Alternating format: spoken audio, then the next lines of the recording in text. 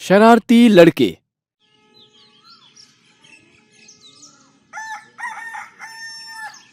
धामपुर नाम का गांव था। उस गांव में 4 लड़के रहते थे। वह बहुत ही शरारती और बदमाश लड़के थे।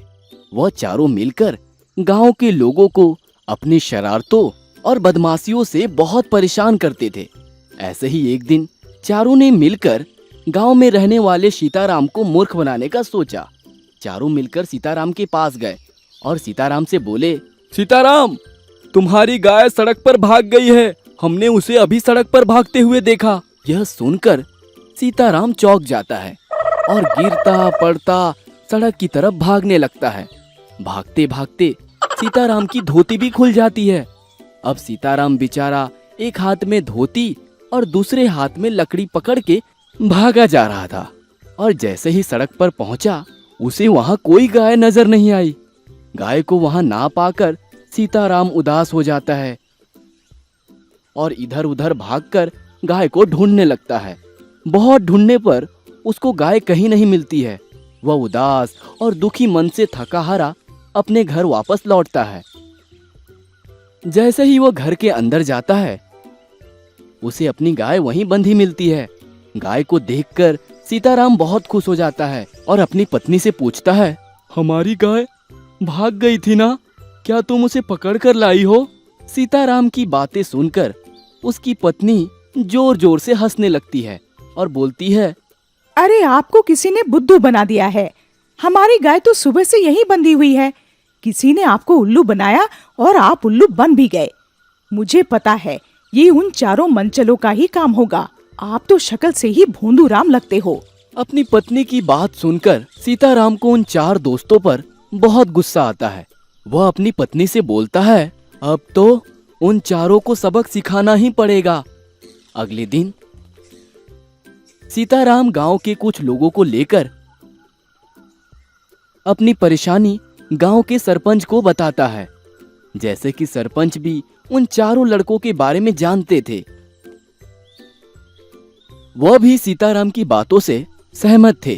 सरपंच और गांव वाले मिलकर एक योजना बनाते हैं और शाम को ही सरपंच सब गांव वालों को इकट्ठा करके गांव के लोगों को बताते हैं, सुनो गांव वालों, पास वाले गांव में कल दोपहर को बहुत बड़ी दावत है और उस दावत में हमारे गांव के सारे लोगों को न्योता दिया जाता है और दावत में बहुत बढ़िया बढ़िया पकवान बनेंगे। तो जिसको जिसको अच्छे अच्छे पकवान खाने हो वह उस दावत में जा सकता है।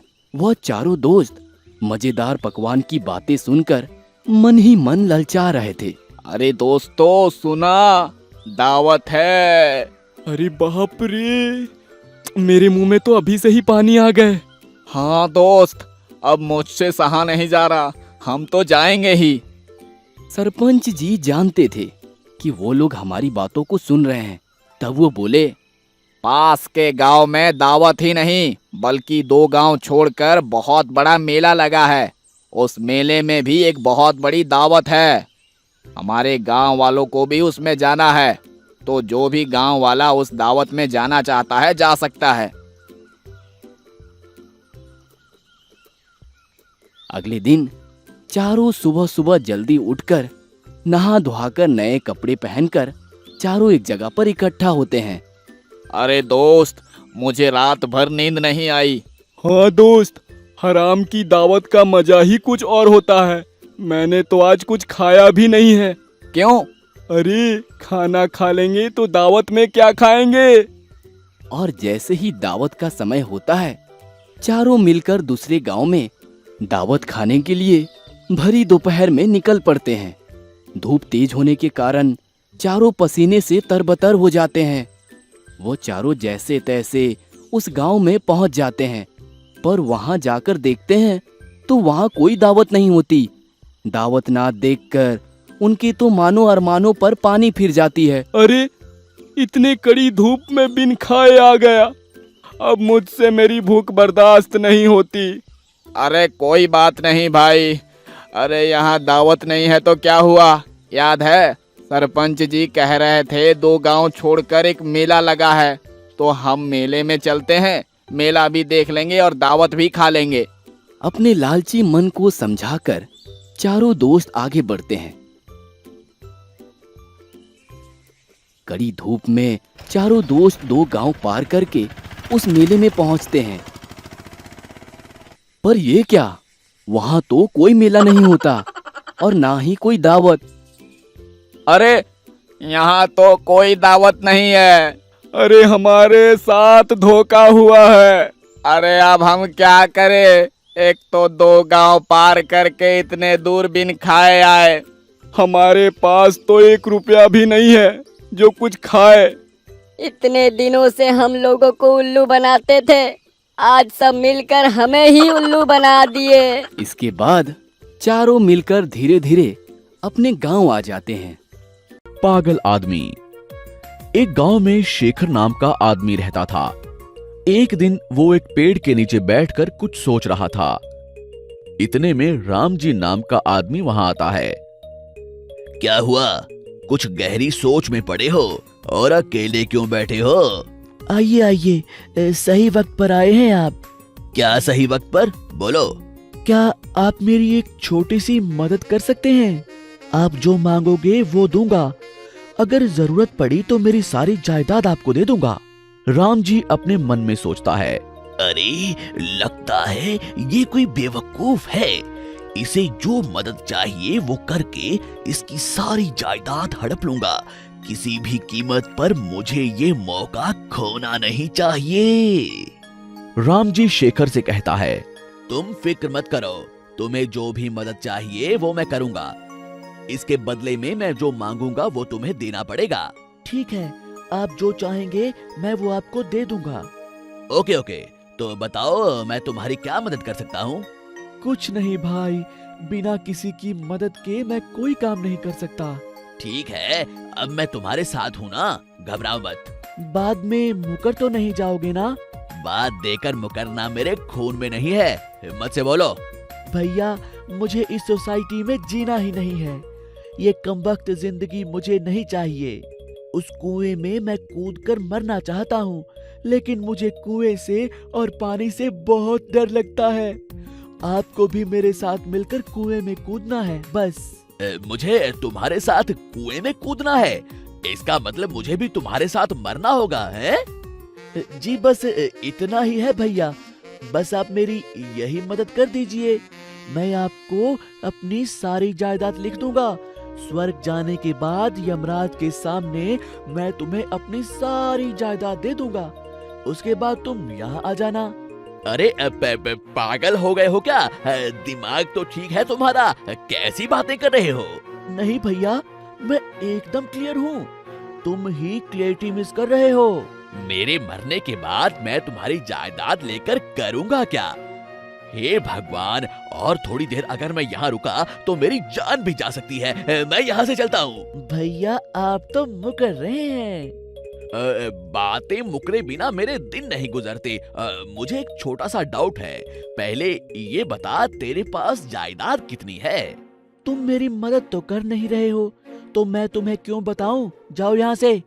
अरे बाप रे, अगर मैं यहाँ पे रुका तो पागल ही हो जाऊंगा। मैं चलता हूँ, कहकर राम जी वहां से भागता है। अरे अरे, सब बड़ी बड़ी बातें कर रहे हैं पर कोई मदद नहीं कर रहा है। शेखर वहां से मुस्कुराते हुए निकलता है। थोड़ी ही दूर पर वर्धन नाम का आदमी कैन में पेट्रोल लेकर लूज में बेच रहा था। इतने में कैलाश नाम का आदमी बाइक पर वहां आता है। क्यों भाई, पेट्रोल है क्या? हाँ है, कितना चाहिए? 1 लीटर चाहिए। इतने में शेखर इन दोनों के बीच में आ जाता है और कहता है, अरे ओ, दिमाग काम नहीं कर रहा है क्या तुम्हारा? बिना पानी मिलाए हुए पेट्रोल बेच रहे हो। इसका मतलब तुम गाड़ियों को जल्दी खराब करना चाहते हो। बाइक कंपनी वाले तुम्हें कितना कमीशन दे रहे हैं? अरे पागल हो गए हो क्या? पेट्रोल में क्या कोई पानी मिलाता है? क्यों नहीं मिलाते? मिलाना चाहिए।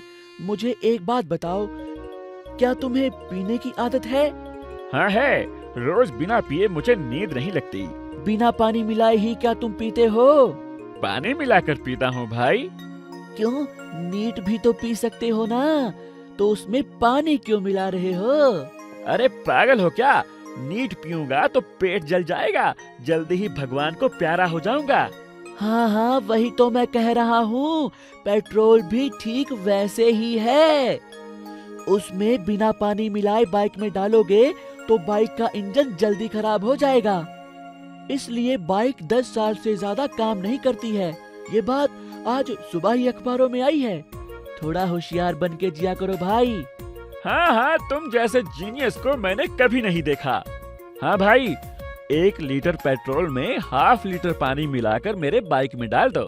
अरे मुझे पागल समझ रखा है क्या? लगता है तुम भी पागल हो गए हो। कैलाश पेट्रोल में पानी मिलाकर वर्धन की बाइक में डालता है। वर्धन वहां से अपने होटल के लिए निकल जाता है। उसके बाद शेखर मुस्कुराते हुए वहां से निकल जाता है। वो चलते चलते वर्धन के होटल तक जाता है और मन ही मन सोचता है, ओहो, आज तो मैं थक ही गया, बहुत भूख लग रही है, अच्छा खाना खाना पड़ेगा। सुबह से सबको बेवकूफ बना बना कर थक गया हूँ। वो वेटर को बुलाता है और कहता है, क्यों भाई, खाने के लिए कुछ अच्छा है तो ले आओ, एकदम स्वादिष्ट होना चाहिए। जी ठीक है। वर्धन प्लेट में खाना लाकर रखता है। अरे ये क्या है? खाना ऐसा क्यों लग रहा है? थोड़ा गर्म और थोड़ा बासी लग रहा है। आप जैसे जीनियस को ऐसा ही खाना देना चाहिए सर। मैं और जीनियस? इससे पहले मैंने आपकी होशियारी उस पेट्रोल बेचने वाले के पास देखी थी। कोई भी चीज ओरिजिनल और नीट नहीं लेनी चाहिए, यही कहा था ना आपने। इसलिए आधा गर्म खाना और आधा कल का बचा हुआ खाना लेकर आया हूँ। खाइए खाइए सर, बहुत अच्छा है, खाइए। अरे खाइए ना, खूब खाइए। क्या तुम पागल हो? अगर ये मैं खाऊं तो सीधे भगवान को प्यारा हो जाऊंगा। नहीं सर, आपको ऐसा ही खाना है, वरना नहीं खाया तो क्या करोगे? तुम्हारी बात सुनकर मेरी बाइक बीच रास्ते में ही खराब हो गई। अगर अब आपने ये खाना नहीं खाया तो हे भगवान, मुझे बचा लो, ये खाना तो मैं खा लूंगा और अगली बार ऐसी पागल बातें नहीं करूंगा। ये कहकर वो खाना खा लेता है। तो दोस्तों, ये कहानी हमें सिखाती है कि अपनी होशियारी के चक्कर में हमें किसी दूसरे का नुकसान नहीं करना चाहिए और बिना किसी प्रूफ के किसी दूसरे की बात नहीं माननी चाहिए। आपको हमारी ये कहानी कैसी लगी, हमें कमेंट बॉक्स में जरूर बताएं। और यदि आप ऐसी ही और भी कहानियां सुनना चाहते हैं तो हमारे चैनल को सब्सक्राइब करना ना भूलें। शुक्रिया।